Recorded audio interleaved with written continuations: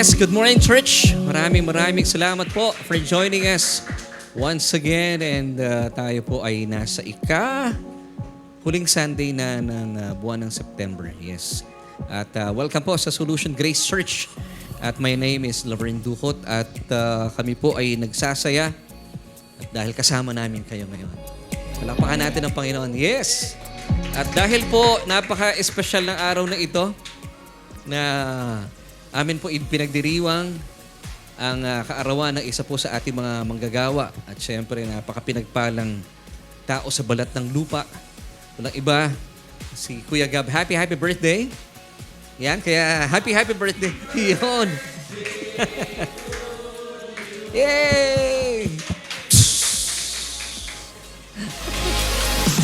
And of course, gusto rin natin batiin lahat ng mga kaibigan natin na celebrate na kanilang birthday today. Si Sister Gigi Cristobal Mendoza. I hope she's watching right now. Siya ay butihing kamag-anak ni Sister Sally. So, Sister Gigi, nako, ilang dekada na, hindi ka pa namin nakikita dito in person. And we're hoping na you could join us. Parang gutom ba, ano? So yan, happy birthday. At sa lahat ng mga nagsiselebrate na kanilang birthdays, happy birthday po sa inyo. Kasama po ng ating mga kapatid dito. Kami po ay naghihintay lang if you want to celebrate your birthday with us. Kami po ay open doon. And of course, today ay maganda ho yung aming mga pinaghahandaan. Alam kong pinaghandaan na ni Ate Maisa ito. Kaya excited na ba kayo, mga kapatid? Parang hindi kayo excited. So Kuya Eman ba hanggang mamaya nandito? Uy, sayang. Ang dami mo nang hindi nakakain, ha? Sayang. Anyway, kakain na lang kita mamaya, Kuya Eman, ha? Kasi maganda yung inihanda at masarap yung ulam natin. And of course, gusto natin batiin lahat ng ating mga kaibigan who's watching right now. At salamat po for joining us. Alam kong napaka-busy po ng inyong schedules because would you believe that we still have 87 days before Christmas? 87 days, ha? So, pwede nyo nang batiin ng mga katabi ninyo, Merry Christmas. Ilang tulog na lang yun, ha? Kung kayo po'y matutulog pa, 87 days. So, napakalapit na po. But, meron tayong nihahanda na mas malapit pa. Come November 10, 2024, tayo po ay paparating na sa kalahating dekada. So, please pray with us and pray for us as we prepare itong napaka-importante at napakahalaga nating gawain on November 10, 2024. That's a Sunday. Ito po ay anniversary ng ating church. Kaya, praise God, tayo po ay kalahating dekada na. Pwede ba natin palakpakan ng Panginoon? Ito ay biyaya ng Panginoon, ha? And alam niyo po, kakaiba po yung ating presentation on that Sunday dahil meron po kami mga inihanda sa inyong mga espesyal na mga testimonies na alam kong ito po ay magbibigay po ng kagalahan. Magbibigay ng mga joy sa inyong mga puso at kalooban.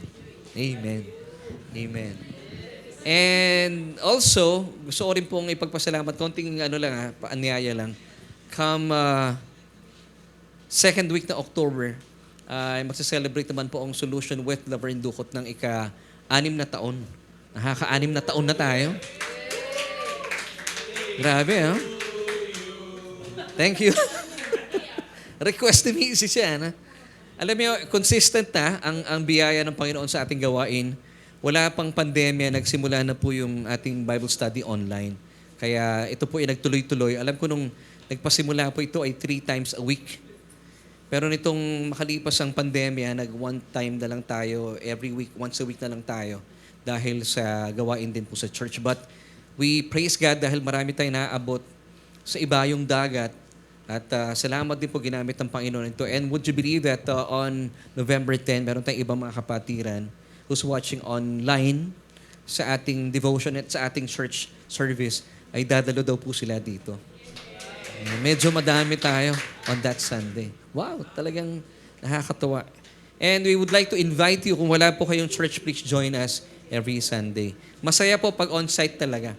Iba yung on-site sa online. Amen, church? Amen. And next Sunday, special po yung ating first Sunday of October. Kasi ang October po, FYI, ito po ay buwan para sa mga manggagawa and we would like to honor yung ating mga manggagawa sa church. Yeah. Hindi birthday yun, ha? And on that Sunday, next week, meron tayong surprise na hindi ko muna babanggitin yung ating speaker na si Brother Joel, pero hindi ko muna sasabihin.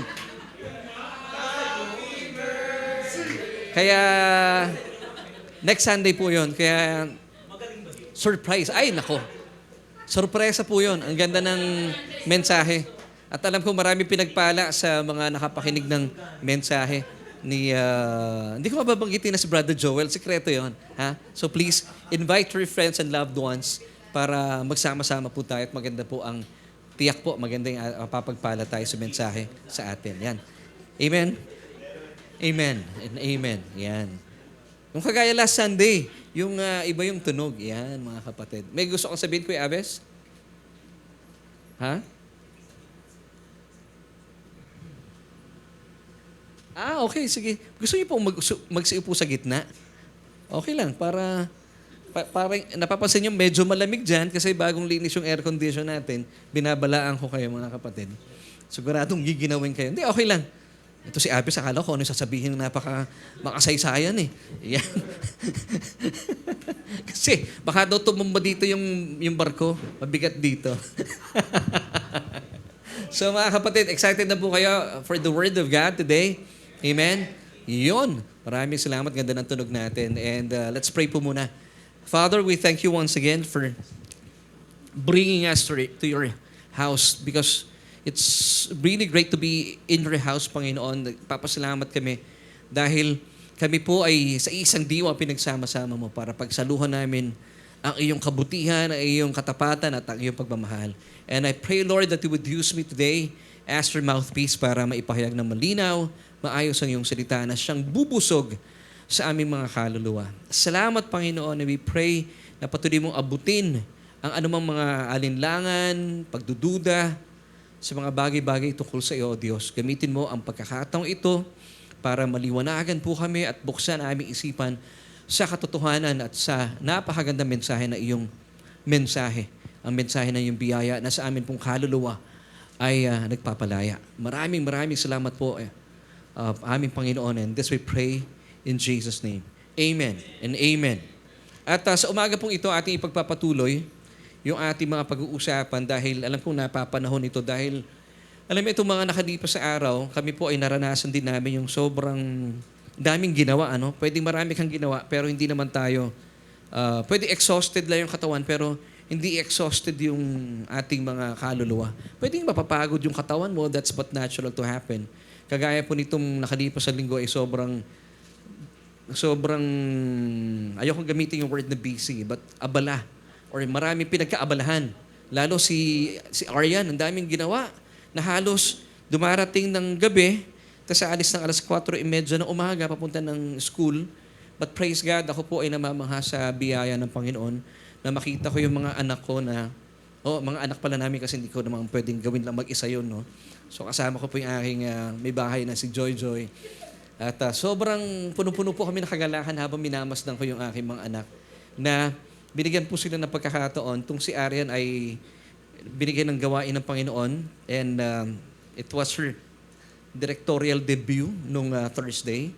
At medyo bigatin yung mga guests po nila at napakalaki ng gawain sa National University.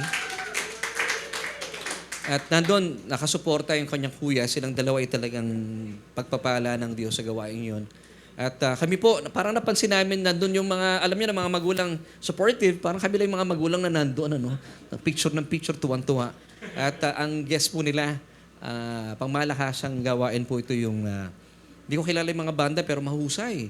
Over October at saka yung Lola Amor. Gagaling pala nito mga bandang ito. So sabi ko, anak, grabe yung preparasyon at ang ganda nung kinalabasan. So lahat po ay papuri sa Diyos. Sa kabila ng kapaguran ng katawan nila, nandun pa rin yung kanilang kagalakan na maglingkod sa Panginoon. And of course, salamat din sa mga manggagawa narito. Alam kong even si Ate Amel, na sobrang daming ginagawa. Hindi na kami nakikita. Hindi normal yun Sa isang linggo, hindi kami nakikita. Lagi kami nakikita. But itong mga nakalipas sa panahon, ang dami niyang pinagkakaabalahan. Pero salamat sa kalakasan ni Ate Amel. Kasi kanina talagang hirap din siyang bumangon dahil naintindihan namin yun. Pero salamat sa Panginoon. Alam niyo po ang mga struggle natin every Sunday, di ba? Nararanasan natin ang spiritual warfare every Sunday. Alam niyo kung bakit? Kasi napakahalaga po ng Sunday talaga. Kaya mapapansin niyo, of all the days of the week, ang pinakamahirap bumangon ay Sunday. Amen? Yung bang tipong parang, di ba, pag dumadating ang Monday or until Saturday, madaling gumising eh. Pero pag Sunday, kahirap gumising. And of course, I would like to honor sila Brother Makoy and Sister Jackie dahil alam kong gumigig din ng mga kapatid na ito. Pero sa kabila po no, nakakabangon pa rin sila ng early morning ng Sunday. Mahirap tumugtog at gumig. Naranasan ko po yan, yung uuwi ka ng madaling araw, tapos gigising ka na maaga. Pero yan po ay biyaya ng Panginoon. Amen and amen. So, purihin po ang Panginoon at lahat ng papuri talaga sa Panginoon lang na. Kaya sabi ko nga kay Arian, since ikaw ay nagdi-direct na, this coming anniversary, binibigay ko na sa iyo ang baton. Kaya ako sabi ko, salamat sa mga anak namin na ang hindi ko lang maiwan na baton, yung paglalaba eh. Talagang nasa akin pa rin eh. Pero buti naman, katulong naman kita, Joy, of course. Umaapil eh, no? At madali-dali na yung buhay ngayon kasi naintindihan na namin automatic na washing machine. Salamat kay Sister Sally. Kasi, at saka si Ate Amel, talagang napadali po ang buhay namin. Ngayon, relax na ako lalo eh. Di ba? Sabi ko, kahit mga marurumi damit nyo, bahala kayo sa buhay nyo. Lalaban natin yan. Kasi dati, pag manual, ang hirap. Ngayon, hindi. Talagang tapon dito, tapon. Mas madali na buhay. So, praise God. Pinapadali ng Diyos sa ating mga buhay. Amen? Amen! And amen. So, today, pag-usapan natin, susugan natin yung ating topic last Sunday bilang ito po ay alam kong sususugan din ang ating guest speaker next Sunday. Sensya na kayo, hindi ko talagang mabanggit yung pangalan ni Brother Joel. So, sikreto po yun next Sunday. And alam niyo po, ang puso ng Panginoon para sa atin ay sobrang nag-uumapaw sa pagmamahal. So ngayon, pag sinabi natin yung salitang pagmamahal or binanggit ko sa inyo, halimbawa sabihin ko kay Kuya Kiko, alam mo Kuya Kiko, mahal na mahal ka ng Diyos eh. Napaka-vague nun no? Pag sinabi mo, mahal ako ng Panginoon, paano? Kailangan natin meron tayong matibay na pangahawakan. Paano ba tayo talaga minamahal ng Diyos? So ito po yung ating question for today. Mga kapatid, pakitulungan nga ako yung ating first slide. Yan, alam ko ito ay uubra na hanggang mamaya. What is the evidence that God really loves you? Di ba lagi natin sinasabi yan pag nagbibigay tayo ng mga patutuo sa ibang tao o nag-evangelize tayo. God loves you, kapatid. God loves you so much, kapatid. Now, ang mga tao po, hindi pwedeng ganun lang. So, ano yung napanghahawakan nating ebidensya na mahal tayo ng Diyos? And so today, atin pong message ay binigyan ko ng titulong, This is how much God loves you. So, excited po ba kayo malaman kung gaano kayo kamahal ng Panginoon? Alam niyo yung word na so in John 3:16? For God so loved the world that He gave His only begotten Son. Pwede namang ilagay na lang po ng banal na Espiritu doon na for God loved you. For God loved you. Pwedeng wala na yung so, pero ba't nilagay po ng banal na Espiritu yung word na so? Yung so po doon, yung intensity, ibig sabihin ng word na so, intensity. At sa Tagalog, sobra. Kaya so. So yung intensity ng pagmamahal ng Diyos, ipinapabatid sa atin that He gave His only begotten Son, that whoever believes in Him should not perish but have everlasting life. So ngayon, alamin natin, halimbawa sinabihan ko si Ate Sai, Ate Sai, mahal na mahal ka ng Panginoon. Pero, Tito Laverne, paano masasabi na mahal ako ng Panginoon? Yun po yung ating alamin sa araw na ito. Sino po dito naniniwala na mahal kayo ng Panginoon? Hindi lang kayo basta mahal ng Panginoon, mahal na mahal kayo ng Panginoon. Ngayon, pagyayamanin po natin ating mga sarili sa katotohanan ito. Alam niyo po ba, gusto ko pong bigyan kayo ng ng isang patutuo na habang tayo po ay nagse-celebrate na ating birthdays, ako nagpapasalamat ako lagi. Sabi ko, Panginoon, salamat sa dagdag na edad. Kasi yung iba, napakaaga na umuwi na, nagkakasakit. Yung iba nanghihina, nagkakasakit at mabilis na namamatay. Pero tayo po ay talaga namang pinagpala. So, huwag niyo pong ipagkakaila ang ating mga edad kasi biyaya po yan. So, ibig sabihin, di ba? Alam niyo, meron akong tiyahe, nakakatawa. Naunahan ko pa siya sa edad. Kung buhay po siya ngayon, 22 pa rin siya. Sabi ko, grabe yung tiyahin ko to. Hindi tumatanda. Kilala niyo yun. Pag tinatanong yun, di ba? Ilang taon na, sabi ko, ang tawag ko sa kanya, Mama, ba't parang mas matanda na ako sa'yo ngayon? Lalampasan ko na siya. Talagang hindi inaamin yung edad niya. Pero tayo po, biyaya ng Panginoon, pag dumadagdag yung edad, pag malaki natin, ibig sabihin, habang tumatagal ang panahon, tayo po ay pinapaging masigla ng Panginoon. Amen? So tayo po ay declare, tayo mga miyembro ng SGC, tayo po iidad, pero hindi tayo kukulit. Kasi may mga umiidad, sobrang kulit Sinasabihan na ba kayo na gano'n ng mga anak ninyo? Tayo po hindi tayo kukulit. Ako, yun ang pinagpipray ko, Lord, wag po maging makulit yung akin, Joy. Amen? So, kasi, di ba, pag medyo makulit ang kausap mo, nakaka-stress din yun ayaw ng Panginoon na tayo pina-stress. And this is how much God loves you. Naniniwala ba kayo, ayaw din ng Panginoon na nag-worry po kayo? Naniniwala ba kayo, ayaw ng Panginoon na nagagalit kayo? Naniniwala ba kayo na ayaw ng Panginoon na nagdadalamhati kayo? Amen? Naniniwala ba kayo na ayaw ng Panginoon na tayo po ay nangangamba sa buhay? Yes, amen. Alam niyo kung bakit? Kasi ayaw niyang maapektuhan ng masama yung ating mga lamang loob. Ang pangit pakinggan sa Tagalog, Mga internal organs. Now, magkaroon tayo ng pagbalik tanaw sa mga pinalaki natin last Sunday. Yung emotions affect internal organs. Ayon po ito sa saliksik ng mga medical practitioners. So ito po ay isang pag-aaral para po sa mga baguhan nating kasama, first time na dumalo sa ating gawain. Ito po ay quick review because whenever you worry, ang naapektuhan po dito, pinanghihina po nito yung inyong mga tiyan. Kaya anong araw, warrior po ako Alam niyo po ang aking maintenance in those days, diatabs. Totoo. Hindi ko kayang magsalita sa harapan, nininervyos ako.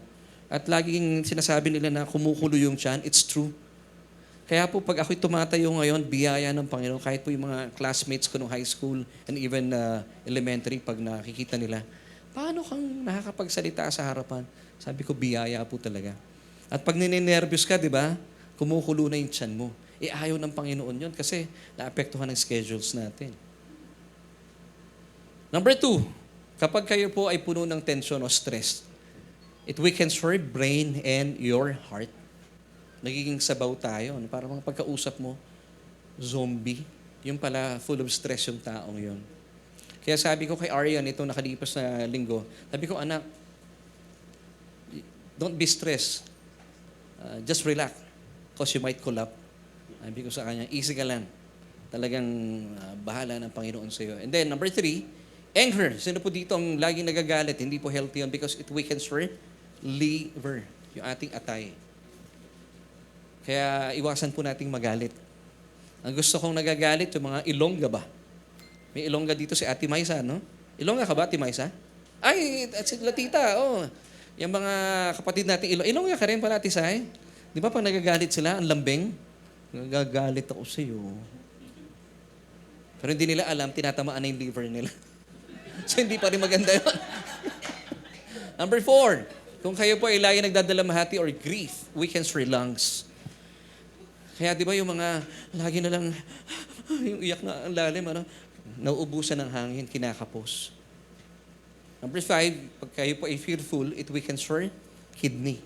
Kaya po pansinin nyo yung mga laging balisa, binabalisaw-saw. Kasi apektado yung kidney, lagi ka nang iihi.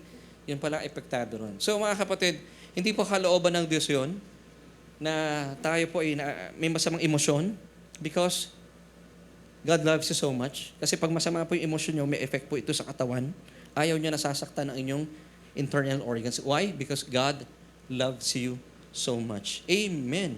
At anything na makasasama po sa atin o anything na magbibigay po ng takot sa atin, hindi po galing sa Diyos yun.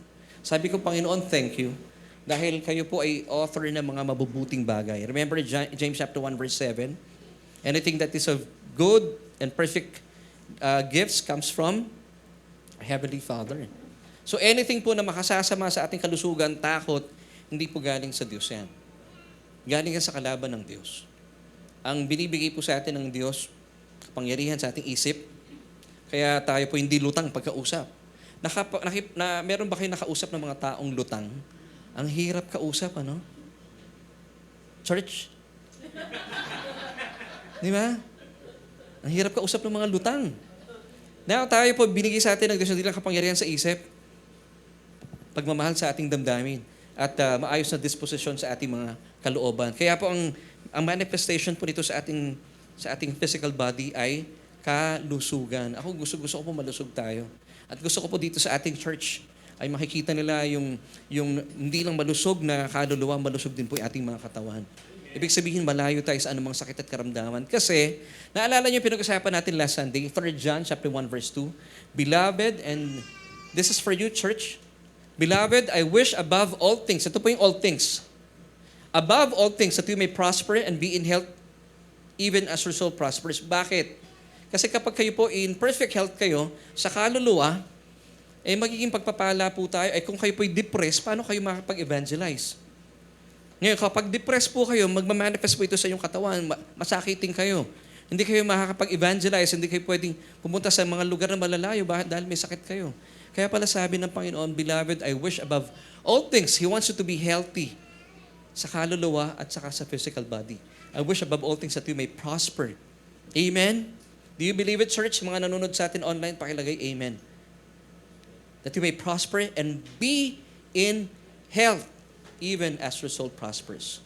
Sinasabi na ibang mga tao, naku, prosperity gospel yan.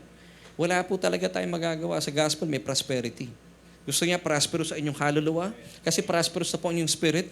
So, dadali po ito sa inyong kaluluwa at magmamanifest po ito whether you believe it or not sa inyong mga katawan. Ano po ang mangyayari sa atin? Kahit na umiidad tayo, if you believe this, say Amen, lumulusog at sumisigla po tayo. Amen. At ang atin pong maintenance, vitamin C, ang ating Panginoon Hesukristo. Amen. So if you believe this, pakilagay po Amen. Sa mga hindi naniniwala, hindi naman po pinipilit yun.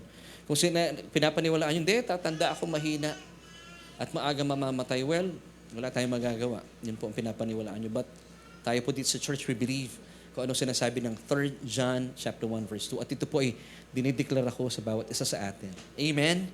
Amen? Masaya yun, ha? Yung kaluluwa ay punong-puno ng kagalakan at ng manifestation ito sa inyong mga katawan, malakas. Kaya po kahit umiidad na tayo, kaya pa natin maglaba. At hindi lang kaya maglaba, kaya pa magsampay. Pero wag ka nang aakyat, tita, ha?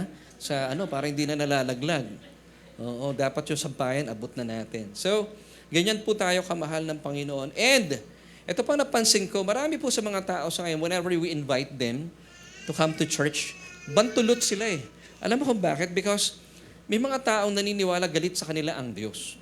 Now, meron din ako nakausap, Laverne, naniniwala ko hindi naman galit sa akin ang Diyos. Anong paniniwala mo ako? Ano lang ang Diyos sa akin? Disappointed, displeased. Now, is this true? Tayo po mga kapatid na nanonood din sa online, I've got good news for you. Hindi po galit ang Diyos sa atin. And hindi rin po siya displeased sa iyo.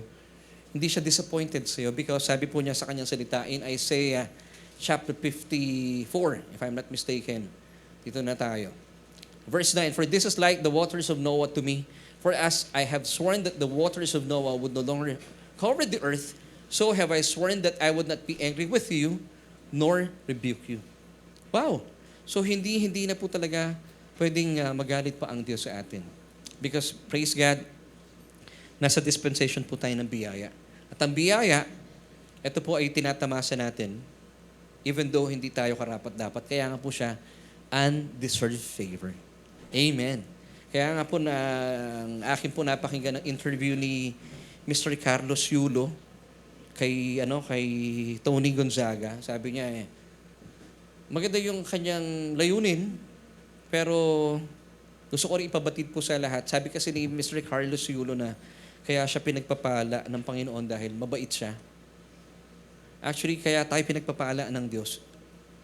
Actually, hindi nga pagpapala natatamasa natin, biyaya. Hindi dahil sa mabait tayo, kundi mabait ang Diyos. Yun lang yun. Hindi dahil sa masunurin ka, kundi masunurin ng Panginoong Jesus. At sa Kanya pong perfect obedience to the will of the Father, tinatamasa natin ang mga biyaya at pagpapala. For all the promises of God in Christ are yes and amen to the glory of God through us. So maganda sana ang sinabi niya. Of course, siguro hindi nga niya alam. Pero I would like to tell you this, mga kapatid na nanonood online and on-site, yung mga tinatamasa nating biyaya, ay ito po ay dahil sa kabutihan ng Diyos. Amen. So maganda po ilaganap natin yan kasi kapag ibibase po ng Diyos ang kanyang pagpapala sa iyong kabutihan, ang tawag dyan, gantimpala. Reward. May reward naman po talaga ang Panginoon. Kaya nga po yung word na gantimpala, ginagantihan ka ng pagpapala. Pero yung grace or biyaya, more than the gantimpala. Wala kang iniambag, pero blessed tayo. Amen. Kagaya ngayon, wala tayong ambag. Ang dami natin mga sablay sa buhay. Totoo lang. Pero yung kalusugan, kalusugan din sa ating kaluluwa, tinatamasa natin. Bakit? Dahil mabuti po ang Diyos. Amen? Now, ito po yung mga talata bilang patunay na hindi po galit sa atin ng Diyos at hindi po siya displeased sa iyo. For God did not send His Son, according to John chapter 3, verse 17, to condemn the world, but that the world through Him might be saved. And 1 John chapter 2, Verse 2 tells us, and He Himself is the propitiation for our sins. Alam niyo pa yung propitiation? Sa Tagalog, alam niyo ibig sabihin nito? Atoning sacrifice, pampalubag loob. So si Kristo inilaan ng Diyos sa mundo para pampalubag loob sa kanyang galit. Kaya po wala na pong galit ang Diyos ngayon sa atin, sa ating kasalanan. And He Himself is a propitiation for our sins, not for ours only, but also for the whole world. So yung kapatawaran na inilagak ng Diyos sa atin ay para sa lahat. It's inclusive. Hindi po siya exclusive lang. It's for everyone. Kagaya po mamaya yung inihandang napakaraming pagkain. Napipressure tuloy sa Ate Maisa. Yung masyadong. Yung sandamakmak na inihandang handa ni Ate Maisa. It's for everyone. Di ba? Tatamasahin natin yon. So, ito po ang kabutihan ng Panginoon sa atin. Inuunti-unti ko lang po kayo. At bilang patunay na talagang hindi po galit sa atin ng Diyos at hindi po siya displeased sa iyo, this is for believers. Tingnan niyo po ito. Marami mga churches today, at ito po sinasabi ko with love, na hindi po ito na ibabahagi sa mga mananampalataya. Would you believe na kayo po ay kinalulugdan ng Panginoon? Na kung meron man pong wallet ang Panginoon ngayon, pag tinignan niyo yung wallet niya, picture mo yung nasa wallet niya. Di ba, meron tayong mga wallet, pero pag buba kayong wallet, at pag binubuksan nyo yung wallet nyo, nakita, oy, walang pera. Hindi gano'n, ha? Nakita nyo, oy, nandun yung picture ng mahal ko sa buhay. Ako sa wallet ko, nandun si Joy Joy, eh.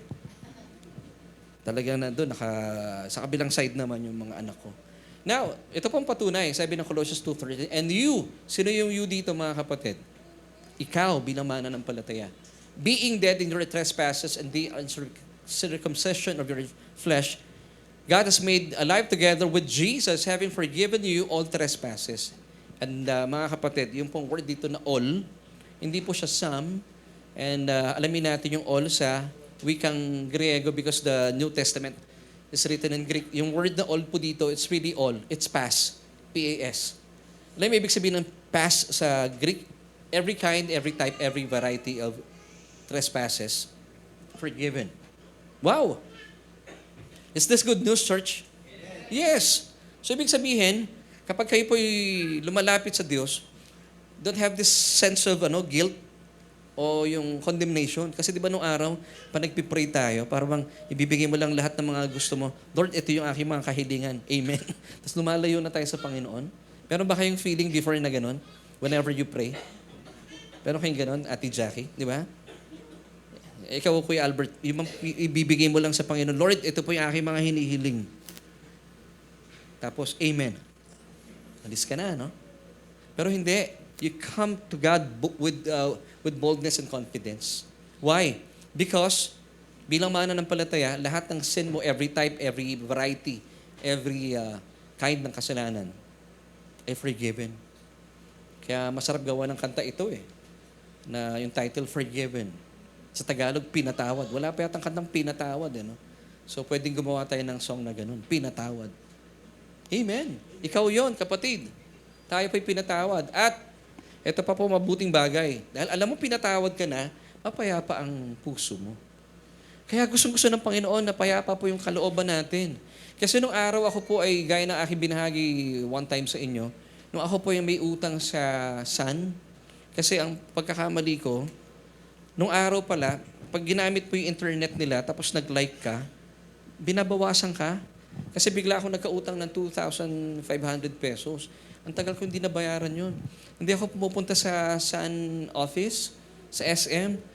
Pag dumadaan ako doon, talagang humiiwas ako ng daan. Kasi may utang ka di ba? Di ba, pag meron tayong mga may utang sa atin or tayong may utang, pag nakakasalubong natin sila, parang nagkakaroon tayo ng amnesia. Or parang nawawala yung mga itim ng mata natin, puro puti lang. No?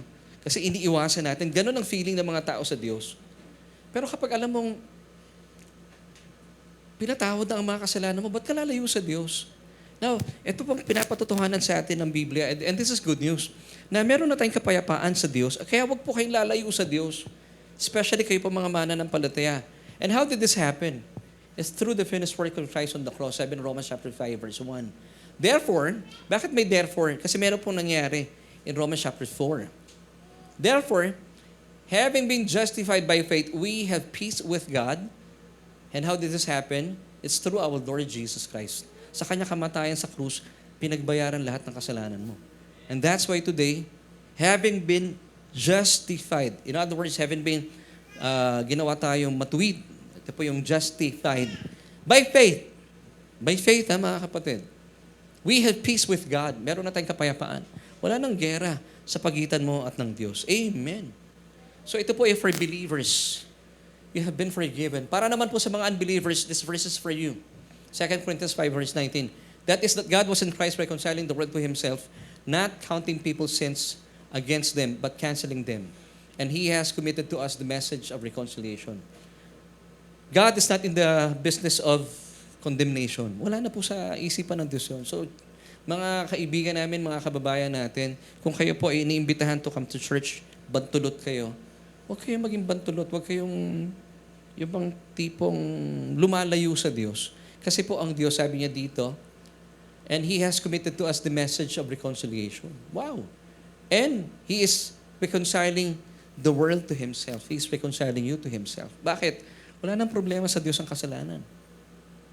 Kaya nga po tayo dito sa church, pansinin nyo, pagkatapos ng church, pag nagkakainan tayo dito, ang ingay-ingay natin dito, yan po yung atmosphere ng mga taong walang daladalang bigat sa buhay. Pansinin nyo, halimbawa, meron kayong alitan dito sa church. Kaya pagkatapos ng church, mag-uuwian na tayo. Wala nang magkakasayahan. Bakit tumahimik po kayo? May nasabi ba akong masama? Di ba? Pero pag tayo po'y masaya, dahil alam natin, wala nang gera sa pagitan natin at ng Diyos. We have this peace. And even po sa mga unbelievers, wag po kayong lalayo sa Diyos because God loves you so much. Paano tayo mahal ng Diyos? Alam niyo, sabi po in Romans chapter 5, verses 8 till 9, hindi pa po tayo nagsosorry sa ating Diyos. Pinatawad na tayo. Ang propensity natin mga tao, di po ba? Pinapatawad natin yung mga taong humihingi ng sorry. Pero pag hindi humihingi ng sorry, hindi natin pinapatawad. Naririnig ko yan sa mga showbiz balita Pag kinausap ng reporter yung isang artista, pinatawad mo ba na ba si ganyan? Hindi naman Kasi, di ba, ang mga pinapatawad yung humihingi ng sorry. Pero sa Diyos po, hindi pa tayo nag-apologize. Pinatawad na tayo. Romans chapter 5, verses 8 till 9. But God demonstrates His own love toward us. So, ipinakita na pala, minonstra na ng Diyos sa atin. Paano? In that, while we were still sinners, makasalanan pa tayo, Christ died for us. Wala pong humingi ng sorry. But Jesus died for us already at the cross. Much more than having now been justified by His blood, we shall be saved from wrath through Him. At good news pa po dito, wala po na tayong aabangan na galit mula sa Diyos. So pag meron kayong naririnig na preacher na sinasabing, abangan ninyo ang judgment, ang punishment, ang galit ng Diyos, that is not the gospel. Amen. Amen, church? So itong good news sa mga nanonood sa atin, wala na pong judgment, wala nang punishment, wala nang wrath na abangan po ang mga tao na mga nanalig sa ating Panginoon Hesukristo. Wala na. Na kung kayo po yung unbeliever pa at patuloy niyo pong nire-reject ang mabuting balita, ang offer sa inyo ng Panginoon na salvation, at lumipas po ang panahon, at patuloy niyo pong nire-reject po ito, mararanasan po ninyo ang judgment ng Panginoon. May panahon po yun, pero hindi pa ngayon. Pero sa ating mga mananampalataya, this is good news. Wala na pong punishment, wala nang judgment. Sabi ng Romans 8 verse 1, there is therefore now no condemnation, no guilty verdict, no punishment for those who believe, for those who are in Christ Jesus. Romans 8 verse 1. So dito, kaya siguro sabi ko, Lord, kaya siguro, no, kahit medyo umiidad na po inyong lingkod, sabi ko, Panginoon, salamat dahil ito po ang tinuturo niyo sa aking kaluluwa, na wala ng judgment, walang punishment. So it affects my internal organs as well. So nakakatuwa pong isipin ng mga katotohanan ito. Now, balikan po natin ating pinag-usapan kanina, no? Pero ayaw na ayaw po itong ipaalam sa atin ng kalaban. Kaya pansinin nyo, kung kayo po'y gagawa ng mga survey, mga mananampalataya, mag-survey po kayo, and even po yung manonood sa atin online, mag-survey po kayo. Tanungin nyo yung mga mananampalataya kung naniniwala pa silang nagagalit sa kanila at meron pang nakalaan na hatol sa kanila ang Diyos. Marami pa rin po sa mga mananampalataya sa ngayon. Still, they still believe na meron pang punishment, meron pa rin judgment na nakalaan para sa kanila.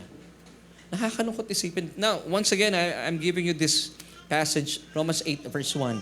There is therefore now no condemnation to those who are in Christ Jesus. Ano yung condemnation? Sa Amplified, no guilty verdict, no punishment. No nothing. Wala nang nakalaan na masama para sa ating mga anak ng Diyos. Amen. And amen. So this is good news.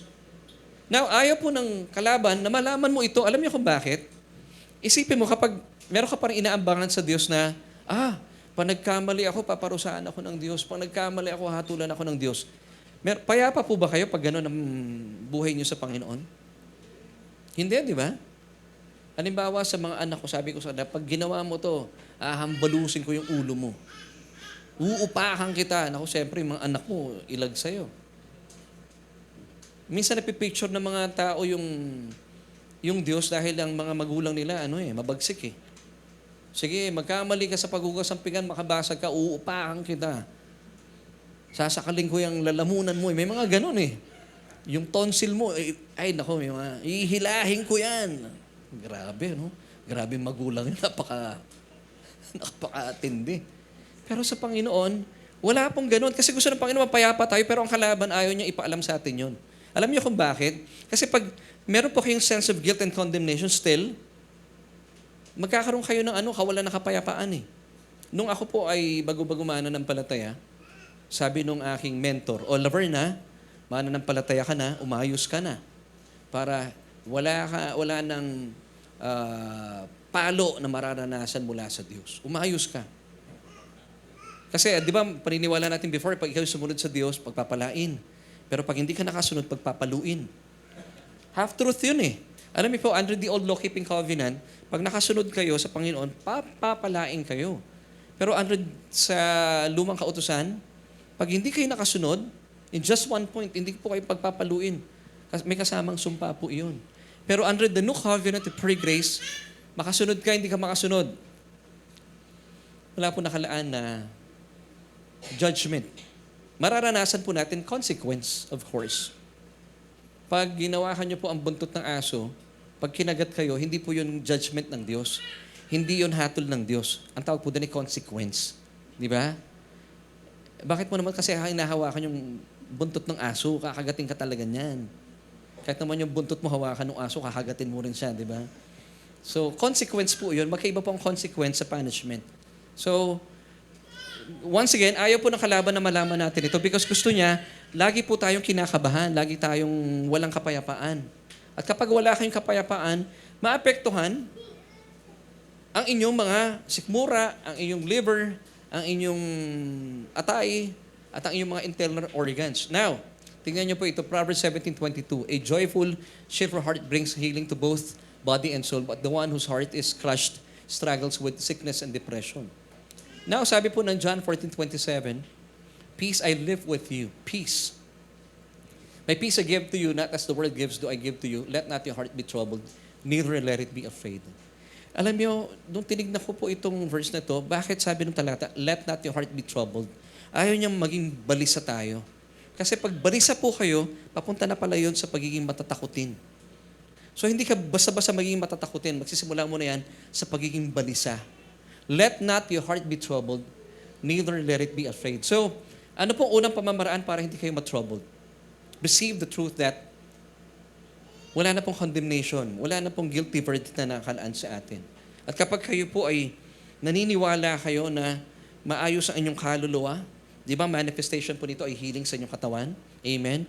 Ang ganda po meron ako napanood na preaching of course ni Pastor Prince at gusto ko ibahagi sa inyo. Yung palang wikang Hebreo ay napakayaman sa salita, napakayaman sa mga hidden meanings ng salita. At nakita ko po ito, yung word na Rapha, it means healing, di ba? Amen, church? So, pansinin niyo yung pagkakasulat dito, Rapha, sa English, heal. Pag tinanggal, kasi ang pagbasa po sa Hebrew, it's from left to right. Yung dulong letra, pag pinalitan mo yan ng word na hey, sa English alphabet natin ay H.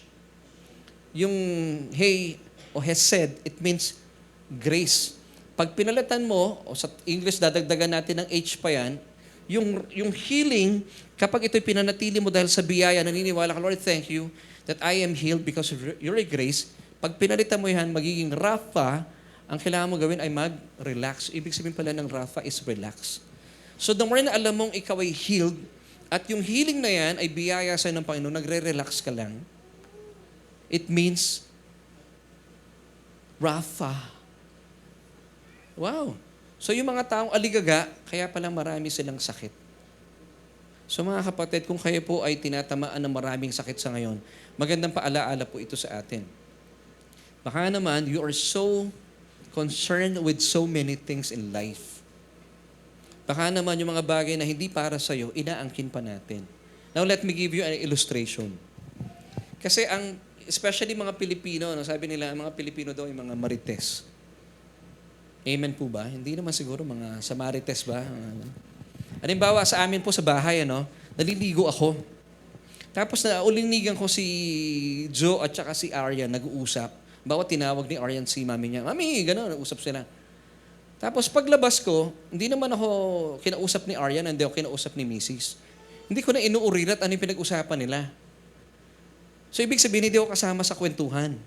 Kasi pangkaraniwan sa mga lalaki, di ba? Ano yung pinag-usapan nyo kanina? Marites din tayo minsan Now, hindi ko na pinapakialaman yun. So, ibig sabihin, it doesn't concern me. So, kung hindi ako sinama sa usapan, hindi ako kasali. Yung pala pinag-uusapan nila, yung lipstick nawawala. Mali ko naman sa lipstick nila. Tapos kita nila, pulang-pula yung labi ko. So, yung mga bagay na hindi na natin concern, pabayaan na natin. Kasi nagbibigay pa ng kapaguran sa atin. Halimbawa, isang araw, kinausap ni Ave sa mami niya, Mami, sumigaw, habang nasa CR ako. Paglabas ko, hindi naman ako ilapitan ni Ave. So, hindi ko na tinanong. So, ibig sabihin, wala akong pakialam. Hindi ako kasama sa usapan nila. So, ayoko nang bigyan ng abala yung sarili ko. Yung pala, nagpapabili lang ng biskwit. O sa mami mo na yan talaga, huwag sa akin. So, nakita niyo po yan. Baka po, kung bakit marami tayong daladalahin sa buhay, baka naman yung mga bagay na hindi na natin dapat, permit me to say the word, hindi na natin dapat concern, kino-concern pa natin. Di po ba? Kaya dapat po, relax, Rafa. Manatili yung Rafa kanina? Yung healing. At pag kayo po'y naging Rafa, nagre-relax, may talaga nararanasan po ninyo yung malakas na pangatawan. Kasi kung may mga bagay po kayong ginagawa at ito po ay tila kinakain na yung mga lakas, it's wisdom na tigilan na po natin yun. Halimbawa, marami kayong iniisip ng mga kaabalahan sa buhay. Pag-pray natin sa Panginoon, be anxious for nothing. But by prayer and supplication with thanksgiving, let your requests be made known to God. Bigyan nyo sa Panginoon, then huwag nyo nang pakialaman. Pag wala namang hinihingi yung mga taong concern, at hindi ka naman kinausap, huwag nyo na rin tanungin. Ganun na lang po siguro. Pero pag kinausap ka, ibig sabihin kailangan tayo. Amen? So wag na natin abalahin ang ating mga sarili. Amen. So samantala, balikan po natin yung ating pinag-usapan kanina. What is the evidence that God really loves you? So para po natin maunawaan, ano ba talaga ang ebidensya na mahal tayo ng Diyos? Alam niyo po ang equation ng pagmamahal, it's equals to forgiveness pala. So pag sinabing mahal ka ng Diyos, halimbawa, Kuya Albert, mahal ka ng Diyos. Ibig sabihin, it equates to His forgiveness. God wants you to know, bilang nanampalataya sa Panginoon, that you are completely forgiven, that you have been forgiven talaga. Sino po dito naniniwala forgiven kayo? You have to believe it. Kasi para wala na po yung sense of guilt and condemnation. Ang sense of guilt and condemnation, ito po ay negative emotion. Now, this is how much God loves you. Ayaw po niyang affected ang inyong mga soul. So you have to believe first and foremost, wala na pong problema sa spirito. At dahil po ang inyong spirito ay napakalinis na pinaging banal, pinaging matuwid, nandyan po ang banal na spirito. Indwelling your born again spirit. Now, padaluyin po natin sa inyong kaluluwa. You have to believe that you have been forgiven completely. Yes, nagkakasala po tayo, pero God sees you in your spirit, hindi po sa kaluluwa. Tayo po, most of the time, tumitingin tayo sa ating emotions, sa ating mga katawan. Pero God looks at us in the Spirit. So you have to walk in the Spirit. Kaya pala sabi ng Biblia, walk in the Spirit. Hindi po tayo lumalakad sa ating kaluluwa kasi nagkakasala pa rin po tayo dito. But you have to receive your blessings. Huwag daw po natin kakaligtaan. Bless the Lord, O my soul, and forget not all His benefits. Who forgives all your iniquities sa inyong soul yun. Kasi forgiven tayo. Who heals all your diseases sa physical body. Di ba? Yung first part ng Psalm 103, bless the Lord, O my soul. And, ano ba yung susunod doon? Bless the Lord, O my soul. And hindi pa doon. Yung, and all that is within you, bless His holy name. It speaks of the internal organs. Wow! Yung pala ibig sabihin ng talatang yon. Kaya po, wag natin kakaligtaan. Once again, you have been forgiven completely. Ayaw ng kalaban malaman mo ito para hindi ka ma-relax. Para lalo ka maging masakitin. Pero God wants you to know that you have been forgiven. Kung kayo po'y mananampalataya na. Para po sa hindi pa mananampalataya, yung forgiveness niyo po, matagal nang inilaan. All you have to do, receive it. Para po ma-enjoy niyo yung pagpapalang iyan ng forgiveness ng Panginoon. Now, 1 John 4:10, and this is love, not that we love God, but that He loved us and sent His Son to be the propitiation for our sins. Now, so ang equation pala ng pagmamahal ng Diyos ay forgiveness. Now, ito po ang kinakaharap na maraming churches nowadays, maraming tao. Kung bakit naniniwala ko it affects your physical body. Kasi maraming mga churches today, makinig po kayo, importante po ito, na ito ang itinuturo sa maraming churches about forgiveness. Medyo mekos-mekos pa, halo-halo. Maraming kapwa nating mananampalataya, naroon pa rin po sila sa lumang kasunduan ng kautusan regarding forgiveness. Tayo po ang itinuturo natin dito sa church, yung forgiveness under the new covenant of pure grace. So alamin natin ng kapatawaran na itinuturo po sa maraming churches nowadays. Matthew chapter 6 verses 14 till 15. For if you forgive men that trespasses, your heavenly Father will also forgive you. But if you do not forgive men that trespasses, neither will your Father forgive your trespasses. Ito po ang pangkaraniwang pinipreach sa churches today and even sa mga Catholic churches. Ito po yung sinasabi ko with concern, pagmamahal sa ating mga kapatid na Katoliko. At sumasabay din dito yung mga born-again Christians. Nandito pa rin sila. Now, kapag ito po pinapaniwalaan ninyo, itong klase ng forgiveness na ito, magkakaroon po kayo ng problema sa inyong mga theology. Now, of course, ito pong Matthew 6:14 till 15, ito po ay nagmula mismo sa labi ng Panginoon. Pero, this was shared by Jesus before the cross. So, makita po natin yung cross. Ano yung cross? Yung cross po is the dividing line of human history. For example, ito po yung cross dito. Before the cross, nasa ilalim po ng lumang kasunduan. Pero after the cross, doon na po yung tinatawag na bagong kasunduan ng biyaya. So dapat makita natin, nasaan po ba tayo? Before the cross or after the cross? So dito sinasabi na Matthew 6:14 till 15, ito pong kapatawaran na ito ay sobrang conditional. Kasi you have to do muna, you have to forgive men para mapatawad ka rin ng Diyos. Nakukuha niyo po, church? Pero pag hindi ka nagpatawad, wala ka rin kapatawaran sa Diyos. Now, kapag ito po ang ginawa ninyo, talaga ang daming mga excuses ng tao. Panginoon, paano ko papatawarin yan? Hindi naman humihingi ng sorry. Tapos ibibigay sa yung Romans chapter 5 verses 8 till 9. At di magkakaroon ka na ngayon ng ng sense of guilt. Nung araw nga pinatawad ka ni Kristo kahit hindi ka pa humingi ng sorry. Nararamdaman nyo na yung sense of guilt and condemnation because ang teaching na sa Matthew 6:14 till 15. Pag nagpatawad ka, good, papatawarin ka ng Diyos. Pero pag hindi ka nagpatawad, sorry ka na lang, hindi ka rin papatawarin ng Diyos. Now, something phenomenal happened after the cross. Dapat po malinaw ito sa ating mananampalataya. Kasi pag ito po ang inyong doktrina, today, nasa dispensation na po ng biyaya ang church, masisira pong theology ninyo kasi, so ibig sabihin, ayon sa talatang ito, makakamit mo ang kapatawaran ng Diyos pag nagpatawad ka pala. So, naka-base ang kapatawaran sa iyong effort. Tama po ba? Because the law is all about man's effort. Kailangan mong tupdin, i-fulfill 100% ang kautusan.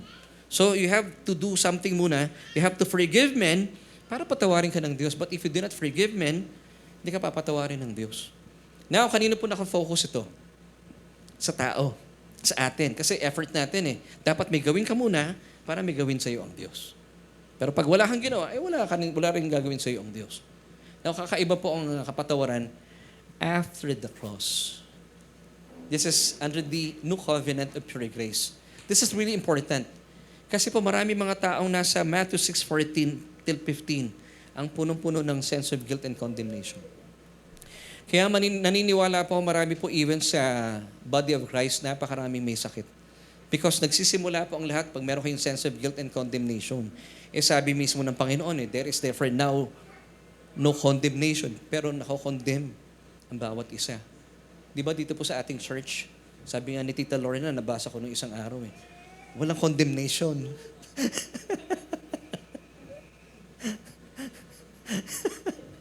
Nakakatuwa talaga na i-apply sa kanilang mga buhay ang ating mga pinag-uusapan. So ngayon, alamin natin, anong difference? Kung yung old law-keeping covenant, Matthew 6:14 till 15, nakabase sa iyong performance, ang kapatawaran, dito naman sa Ephesians 4:32, ang bida rito, si Kristo, hindi tayo. Because the new covenant is all about Jesus' perfect obedience and performance at the cross. Amen. Ang lumang kasuduan nakabase sa ating mga ginagawa at mga gagawin pa in the future. Pero ang biyaya ng Panginoon, ang bagong kasuduan ito ay nakasadlak, nakatayo sa mga tinapos na gawa ni Kristo. That's the big difference. Ephesians 4:32, and be kind to one another. Tender-hearted, forgiving one another. Para daw po tayo magpapatawaran. Even as, or in the same manner, as God in Christ forgave you. So dito po, under the new covenant of pure grace, whether magpatawad ka o hindi ka magpatawad, wala kang magagawa, pinatawad ka pa rin ng Diyos. Wow! Now, kapag naintindihan mo yung kapatawarang ito, at maintindihan mo, this is how much God loves you, pinatawad ka, di ba yung it equates to forgiveness? Wala kang magagawa kahit hindi pa nagsusorry yung kapatid na yun. O kung sino bang naninira sa yung taong yun, pinatawad mo na. Amen. Even as God in Christ forgave you, gano'n ba tayo pinatawad ng Panginoon kay Kristo? Namatay po siya alang-alang sa ating kasalanan. Now, mas madali tayo magpatawad. Amen. Kasi wala nang guilty verdict, wala nang sense of guilt and condemnation. So, this is good news. God's goodness will lead you to repentance. Whether you forgive or not, forgiven ka pa rin. Wow! This is how much God loves you. So, sa Diyos, wala nang problema. Kung hindi ka magpapatawad, ikaw magkakaproblema, magkakaroon ka ng sakit. Di ba, gagaya po ng isang patutuo ng mga doktor sa Biola University sa Estados Unidos nung naroon po ako. Minsan pumunta po ako doon sa panaginip. Pero this is true. Ayon po sa research doon, isa po sa mga masidhing dahilan kung bakit nagkakaroon po ng cancer ang isang tao, it's this unforgiving heart. Kapag ang puso po ay punong-puno ng unforgiveness, nagkakaroon ng sakit at cancer pa. Tayo hindi, in the name of Jesus. Because we believe that we have been forgiven at mas madali tayo magpatawad dahil alam nating grabe ang kapatawaran inilagak sa atin ng Diyos. Ibig sabihin, Laverne, kahit hindi humingi ng tawad yun, pinatawad mo na? Yes. Dalhin mo yung yung sakit ng loob na yan, magbibigay din ng sakit ng katawan sa iyo yan. Kalimutan na natin.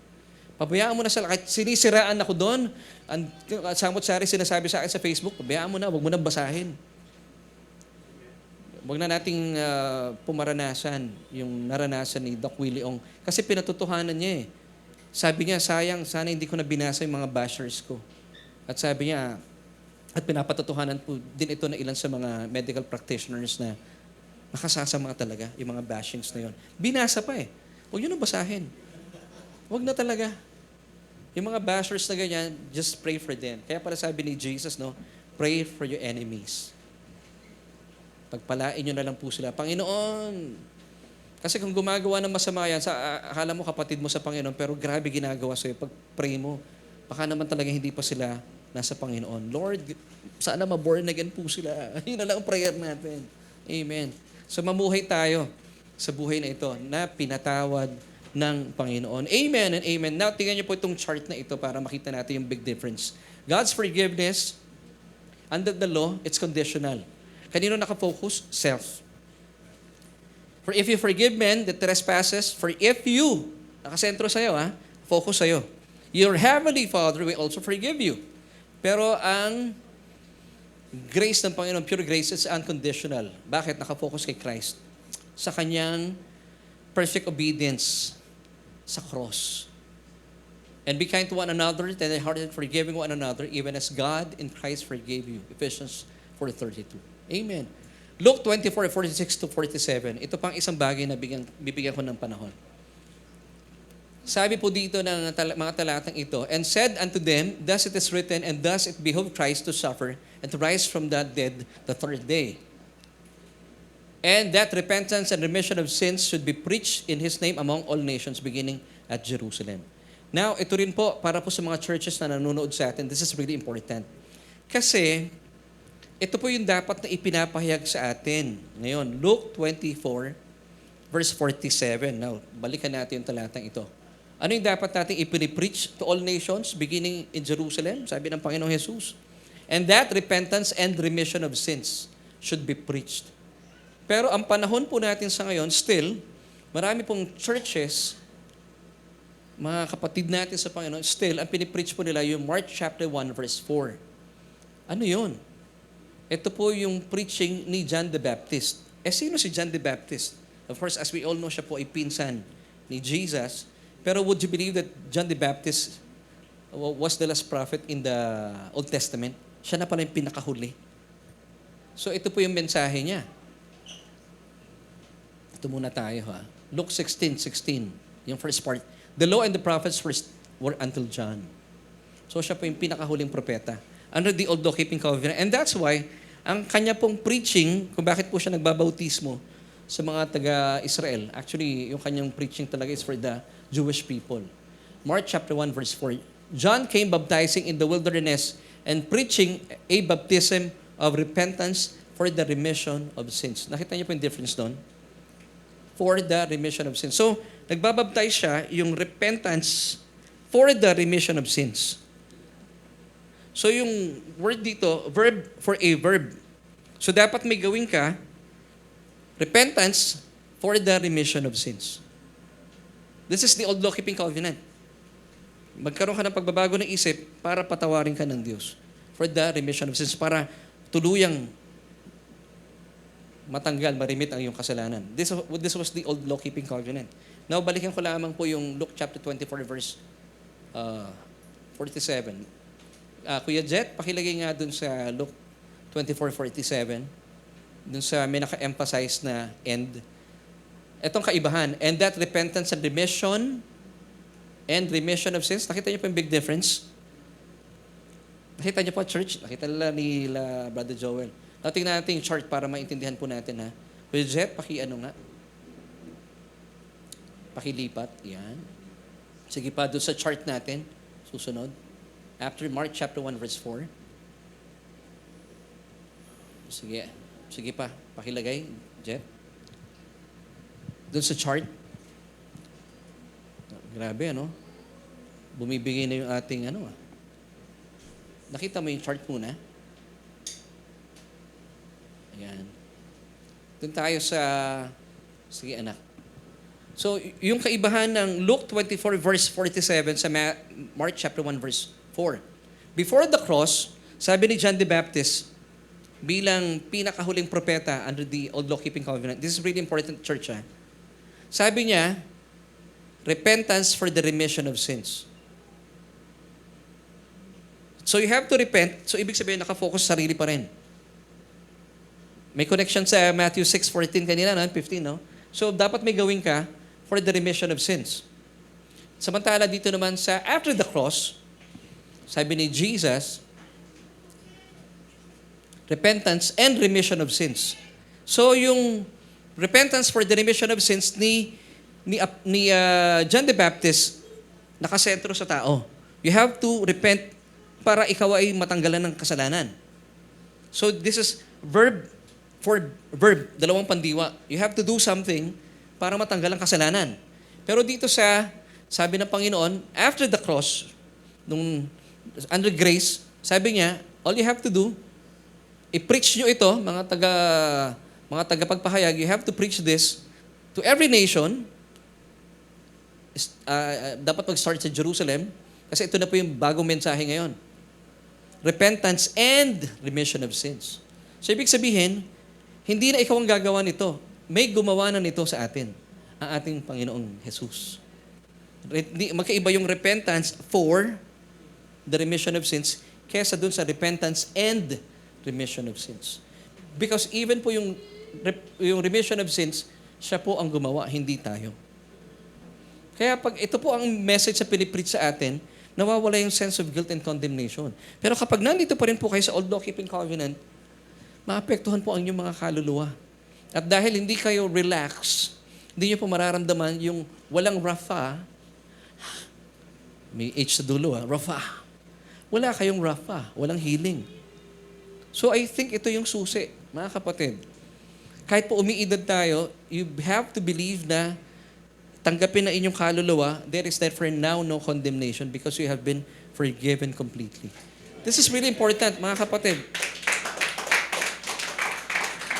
Posible ba yung Noong araw, tinatanong ko yung sarili ko, Lord, gusto kong gumising every day na panatag yung kalooban ko. Posible ba yun? Nung nasa biyaya kami, sabi ko, Lord, posible pala. Kasi nung araw, na minsan po, may inatinan po kami isang invitation. Meron doong meron silang medical mission. Tapos ginawa sa akin, tinest ako, di ba? Nakita nila na nagkakaroon ako enlargement of the heart. Nakakatuwa nga yung kasama ko Sabi niya, uy bro, alam mo ba yan na kinamatay ng nanay ko? Sabi ko, uy nakakatuwa ka naman. Nakaka-encourage ka naman. Alam niyo, tutugtog kami noon yung buong set namin, ang tamlay ko noon. Sabi ko, may enlargement of the heart ako. Tapos sabi po nung kasama kong vocalista, yan na kinamatay ng nanay niya. Gusto ko siyang pasalamatan sa sinabi niya. Talagang yung buong set na yon, ang lungkot ko. Tapos pag uwi ko, ang bigat ng puso ko. Tapos, ang nire-require ako noon yung treadmill. Kaya pala pag naglalakad ako noon, araw, at paggising ko sa umaga, humahaba ako sa pader. Di ba pagising mo sa umaga, punta ka kagad ng CR? May palpitation ako. Pero alam niyo po, ang nanay ko kasi ang isa po sa mga naging epekto rin sa kanya, nagkaroon din siya ng enlargement of the heart. So sasabihin nila, naku, gumagapang sa pamilya yan. Hereditary yan, di ba? Naku, yung nanay mo, yun din na kinamatay. Tapos yung nanay din, kasama ko, yun din na kinamatay. So talagang kakabahan ka. Pero ayaw ng Panginoon ito. Ngayon, nung tinanggap kong biyaya ng Panginoon, wala na akong palpitation. Sabi ko, Lord, thank you. At hindi na lumalaking puso ko. Malaki po ang puso ko sa pagmamahal. Pero physically, hindi na lumalaki. Sabi ko, Lord, ba't ganun? Ayoko naman mas lumalaki pa yung puso ko, tapos ako hindi lumalaki. Mas maganda sana ako na lang lumalaki, wag yung puso ko. Pero biyaya po ng Panginoon. Sabi ko, ang laki ng difference kasi Nung makikita mo talaga yung distinction eh. Pagising mo na umaga, gumagano yung puso ko eh. Pag hinahawakan mo, talagang nararamdaman mo eh. Diba parang pag masakit yung ulo mo, yung ugat mo, nararamdaman mong pumipintig, ano? Ganon, every morning. Yun pala, mali yung aking paniniwala about the gospel. Nandun pa rin ako sa Matthew 6:14 till 15 about forgiveness. Nasa Mark chapter 1 verse 40 pa rin ako. Repentance for the forgiveness of sins. No, we have been forgiven through the blood, mga kapatid. Amen. Kuya Aves, paki-ano nga ako dito. Now, ang law, conditional. Repentance for the remission of sins. Ang grace, unconditional.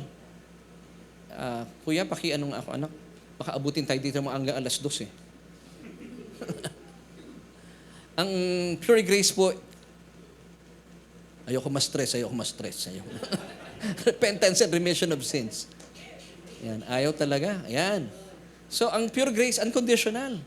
It's all about Jesus' perfect performance and obedience at the cross. Amen. Now, tignan po natin let's go back. Sige. Ayan. Luke 24:47. And that repentance and remission of sins should be preached in His name among all nations beginning at Jerusalem. Kung may nanonood po sa ating mga kapatiran sa ngayon, ito po yung dapat pinipreach na repentance and, hindi po repentance for the remission of sins. This is the old law-keeping covenant. But the new covenant of pure grace is repentance and remission of sins. Because Jesus at the cross remitted for sins already. Amen. Sabi na Ephesians chapter 1 verse 7. Pakilagay nga ako yan at doon sa Ephesians 1 verse 7. In Him we have redemption.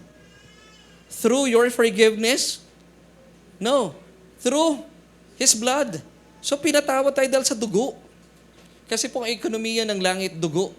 Di ba pag may utang tayo sa bangko, kahit mag-iiyak kayo sa bangko ng luha at bumabaha ng luha sa bangko, pero may utang kayo, hindi kayo makakabayad. Because ang ekonomiya ng bangko ay pera.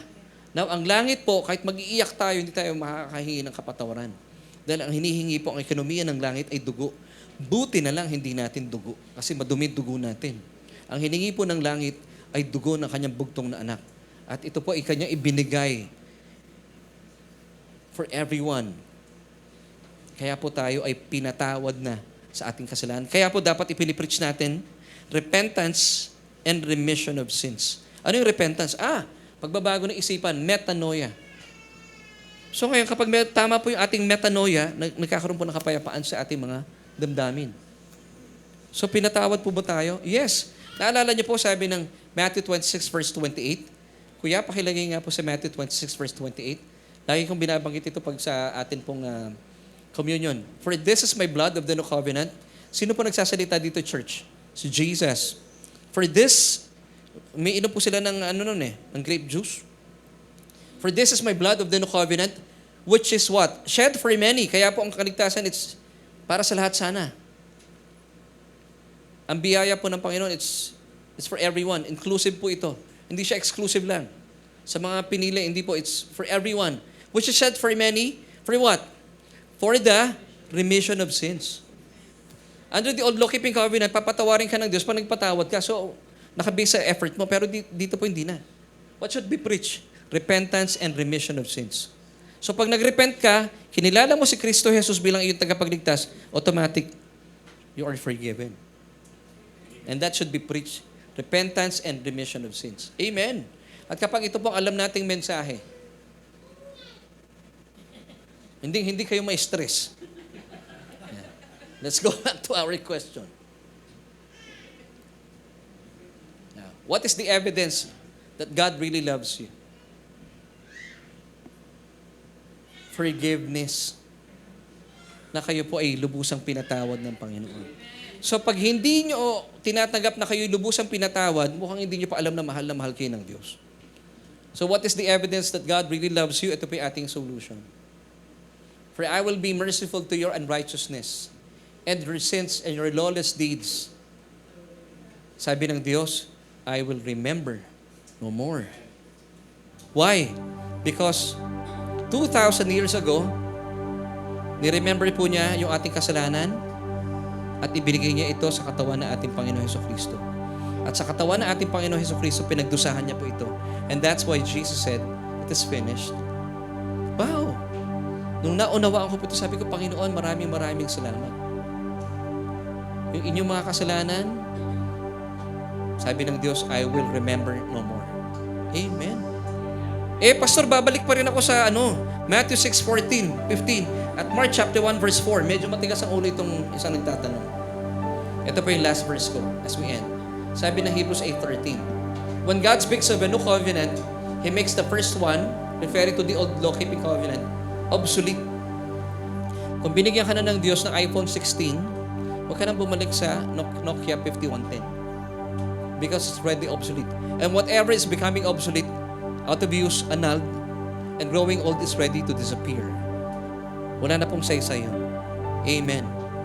Kasi nga po, mahal ka ng Diyos. Kaya tayo binigyan ng bagong kasunduan ng biyaya. And this is how much God loves you.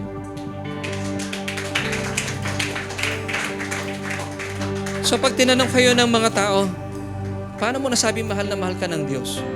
I'm forgiven. Completely. Sarap no? Kaya po pag lumalapit tayo sa Diyos, hindi tayo bantulot. Pag lumalapit tayo sa Diyos, excited tayong mag-pray. Hindi na po tayo pinipilit ng mga pastor natin na mag-pray kayo.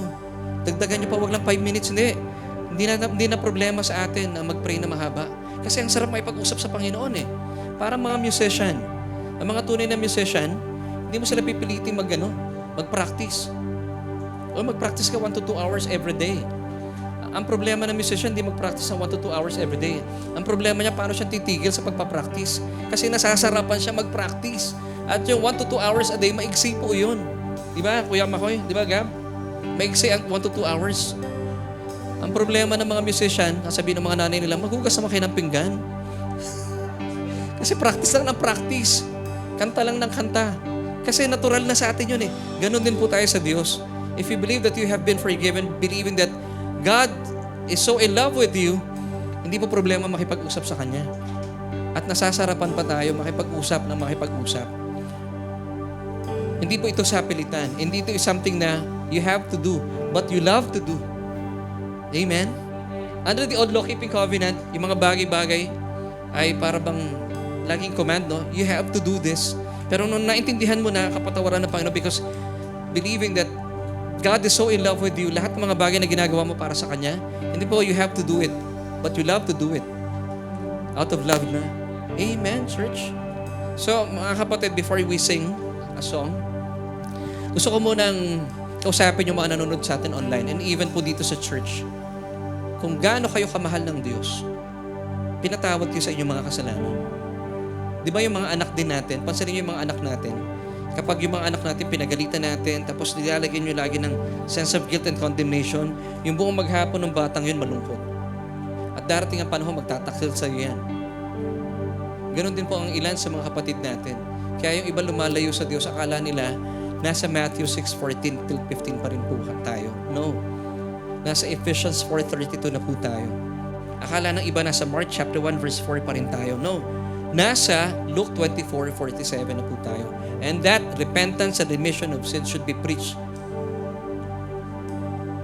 in all the nations, beginning in Jerusalem. Wow! So kung sinimulan nila noon araw sa Jerusalem, ituloy-tuloy na po natin ito. So, mahal po ba kayo ng Diyos? Yes. Nakalaan po yung forgiveness. Now, I would like to invite you, mga kaibigan, mga kababayan. Kung gusto niyo maramdaman ng napakalalim na pag-ibig ng Panginoon sa inyo, all you have to do, receive it, believe it. Ideklara po natin, tanggapin natin ang paanyayang ito. Sabi ng Romans 10 verse 9 that if you confess with your mouth, kung ipapahayag po ng inyong mga labi, ng inyong mga bibig, kikilalanin mo ang Panginoon at tagapagligtas si Kristo. At papaniwalain o bubuksan ng inyong puso at maniwala na kayo po siya po ay nabuhay na maguli mula sa kamatayan. Ikaw ay maliligtas. At mararanasan mo itong kapatawaran, yung dakilang pagmamahal sa iyo ng Diyos. So please pray this prayer with me. Sabihin niyo po ito, Ama, o Diyos, kinikilala ko po ang aking sarili na walang kakayahan. Hiwalay sa inyo. Kaya naman, simula po sa araw na ito, tinatanggap kita, Jesus, bilang aking Panginoon at sariling tagapagligtas. Dahil naniniwala po ako sa iyong kamatayan doon sa krus ng Kalbaryo, winakasan na at pinawi na ang aking kasalanan. Salamat, O Diyos, sa iyong kaloob na kaligtasan. Inaangking ko po ito. At maraming salamat din po ng aking pangalan ay nakasulat na sa aklat ng buhay. Amen at amen. Kaibigan, kung sumunod po kayo sa panalangin ito, binuksan nyo inyong mga labi at ang inyong mga puso, ligtas na po kayo at maniwala po kayo that you have been forgiven completely. At yan po ang ebidensya na mahal ka ng Diyos. Kasi ayaw niyo meron kang guilt, sense of guilt sa iyong damdamin o sa iyong kaluluwa para mag-manifest po ang healing sa inyong katawan. Amen. So mga kapatid, tayo po tayo habang umaawit po ang praise and worship. Sabayan po natin sila. At magbigay po tayo ng pasasalamat sa Panginoon. Nararapat ka sa papuri, Luwalhati at pagsamba. luwalhati at pagsamba. Jesus, ika'y dakilain, magpakailanman. Nararapat ka sa papuri. Nararapat ka sa papuri, luwalhati at pagsamba. Itataas ang ngalan mo, Ama. Minsan ba? Church, come on. Nararapat ka sa papuri, Luwalhati at pagsamba. luwalhati at pagsamba. Amen, Lord. Jesus, ika'y dakilain, Magpakailanman. magpakailanman. Nararapat ka sa papuri. Nararapat ka sa papuri, luwalhati at pagsamba. Itataas ang ngalan mo, Ama. Pwede po ba minsan pa? At itaas natin ang pangalan ng Ama.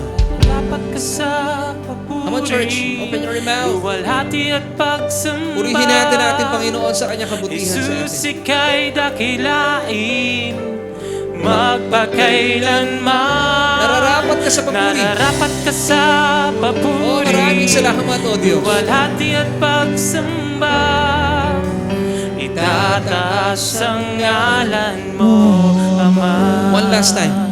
Come on, church. Nararapat Nararapat ka ka sa sa papuri, luwalhati at pagsamba. luwalhati at pagsamba. Amen.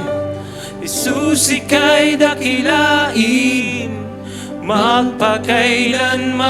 Nararapat ka sa papuri. Nararapat ka sa Oh, purihin ka, O papuri, Diyos. luwalhati at pagsamba. Itataas ang ngalan mo, Ama.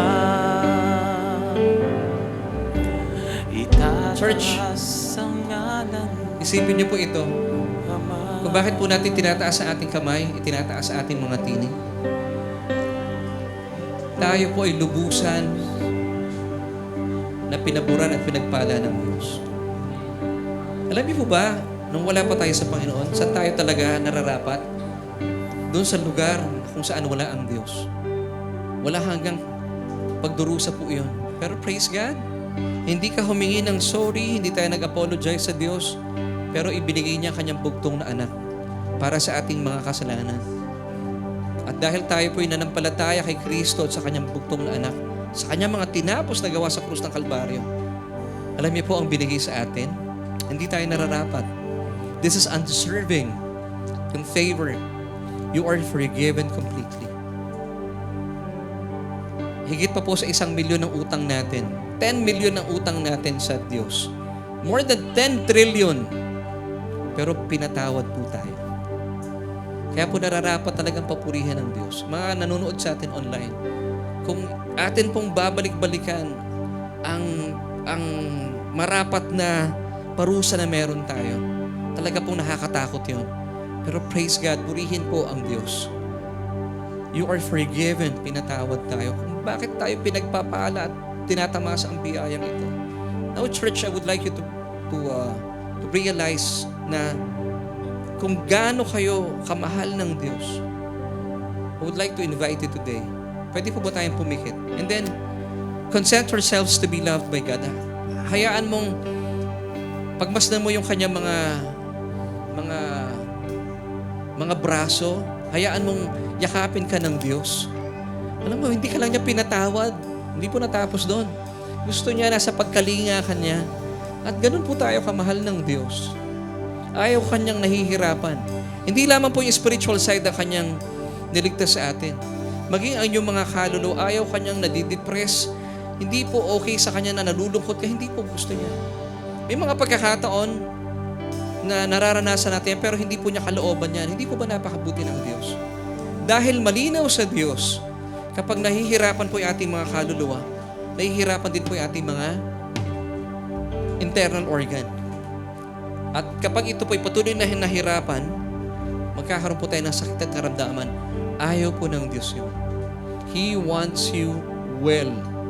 Because bottom line, He loves you so much. So church, kung binigay po ng Diyos sa atin ang kanyang bugtong na anak, unask, hindi natin hiningi. Sa tingin mo, ipagkakait sa'yo ng Diyos yung mga bagay na hiningi-hingi mo sa Kanya? Hindi po ba? So, ano man po mga gusto nyo hingin sa Diyos ngayon? Kapayapaan sa puso, binigay na. All you have to do, believe it and receive it. Kung meron man pong kabigatan sa inyong mga balikat, bigay nyo sa Panginoon. Mahal kayo ng Diyos. At higit sa lahat, isipin nyo, forgiven po kayo. Pinatawad. So, ibig sabihin, sabi po na aklat ni Santiago, ang panalangin ng mga matuwid tayo sa harapan niya, pinatawad, ay pinapakinggan ng Diyos. So walang dahilan para tayo po'y mangimi, maging pantulot na lumapit sa Diyos. Let's pray. Sabay-sabay po nating ilagak sa Diyos sa ating pagtitiwala. Ama, Aba, salamat po sa mensahe mong binigay sa amin ngayong umagang ito.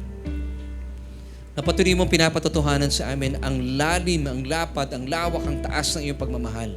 At yan po ay minonstra mo o dinemonstrate mo, Panginoon, doon sa krus ng Kalbaryo. Na kung saan, inilaan mo sa amin ang iyong bugtong na anak, inilagay mo sa krus ng Kalbaryo, hindi tinanggap ng langit at hindi rin tinanggap ng lupa dahil inakin po niya lahat ng sumpa sa kanyang katawan. At hindi lamang po sumpa, even Lord, ang judgment, ang sakit at mga karamdaman, alang-alang sa amin ng mga minamahal mo. At salamat, Panginoon, hindi po natapos doon. Even po ang aming mga kasalanan ay ibinuntun mo pa sa kanyang katawan para pagdusahan at hatulan. At ito po ay napangyari na 2,000 taon na nakakalipas para maangkin po namin ng lubusan ang iyong ganap na kapatawaran. Maraming salamat po, O Diyos. At tulungan niyo po kami, magkaroon kaming kapahayagan, magkaroon kaming revelation sa lalim, lawak, lapad at taas ng iyong pagmamahal sa amin. At ito po ay nag-equate sa aming kapatawaran na tinanggap mula sa inyo.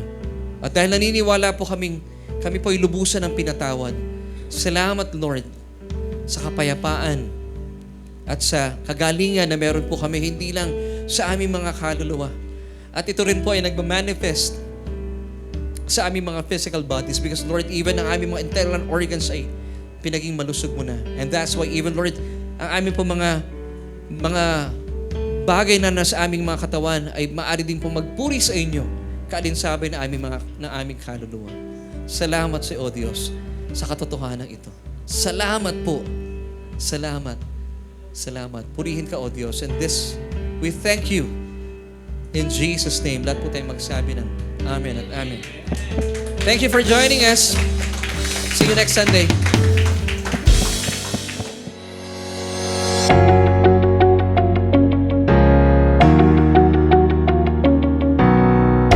Amen! Thank you, Lord, sa panibagong revelation na nakuha namin today. Naku, napakarami kong natutunan. Ikaw ba? Let us know in the chat box kung ano yung mga favorite takeaways mo, ano yung mga nagrema sa'yo from our message for today. Now, let us continue to honor and worship our Lord Jesus Christ by giving our tithes and love offering. But before that, let me remind you guys na inyong tithes ay para sa inyong home church. Pero kung kayo ay bago and you considered Solution Grace Church as your home church, here are the ways on how you can give your tithes and love offering. You can see it here on the screen on how you can give. Pwede nyo kunin ang aming account number or kung nasa labas kayo ng Pilipinas, pwede nyo i-scan ang QR code ng aming bank account. Thank you for being a faithful tither and a generous giver.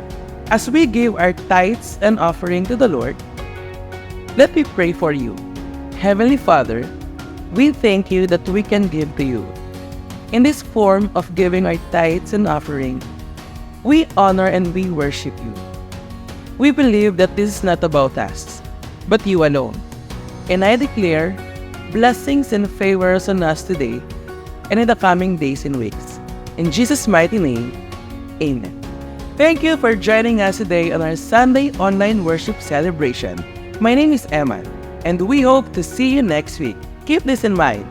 You are greatly blessed, highly favored, and deeply loved by God.